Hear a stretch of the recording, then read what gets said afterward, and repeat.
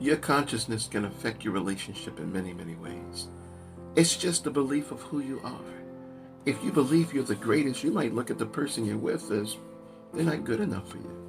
Or if you look at yourself and think that, hey, you're not good looking enough, you're not educated enough, you might start believing that, you're very limited towards the people that you can date or have relationships with.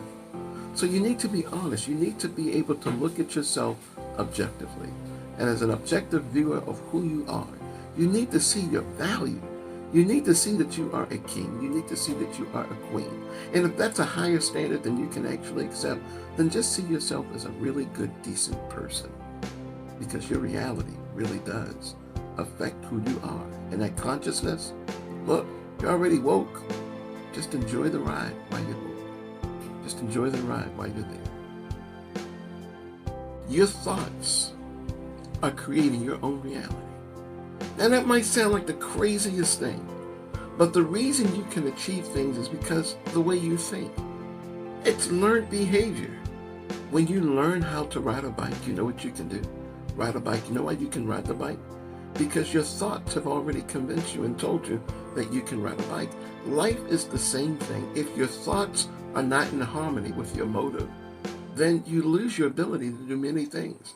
They say use it or lose it. The idea is that if you know some things mechanically inclined, if you know some things mentally inclined, and you fail to use them, perhaps like speaking a foreign language, when you stop, you're no longer speaking that language, you lose those abilities, or at least some of them. So stay powerful, stay active, control the way you think. That's your reality. It's not about others. It's all about you. You know why people take things personally, maybe even yourself? Because this is the road you have allowed yourself to live on. Taking things personally is not always to your benefit, and things are not always about you. This has to do with the mindset, you believing that you are the center of the universe. Relax. Just because someone says they don't like my shirt doesn't mean they don't like me. They may not like the manufacturer of my shirt, but it doesn't mean they don't like me. See, I am separate from all the things that are around me. I am the individual. So the reality of everything that we have to share from one person to another is simply this.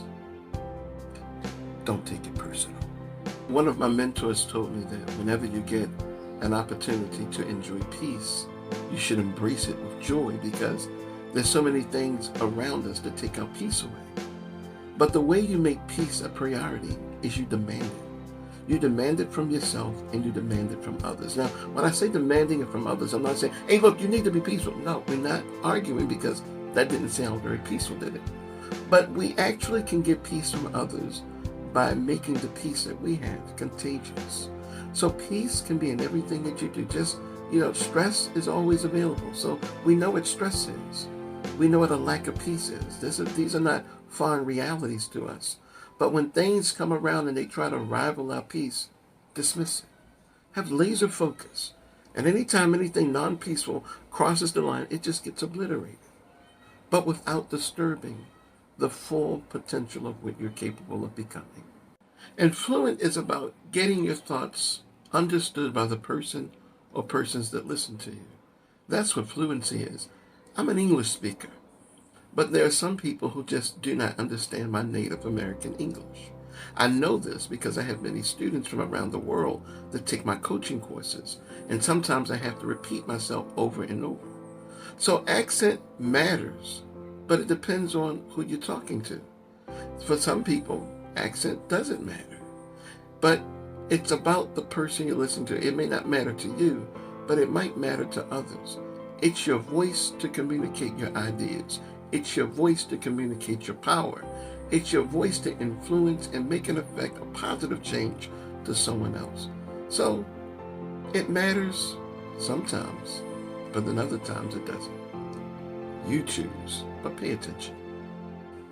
My grandfather was a very interesting man. I can remember when I was maybe about 7 years old, he says to me, Marvin, you can go work at the grocery store and they'll pay you $2 an hour. This is a long time ago.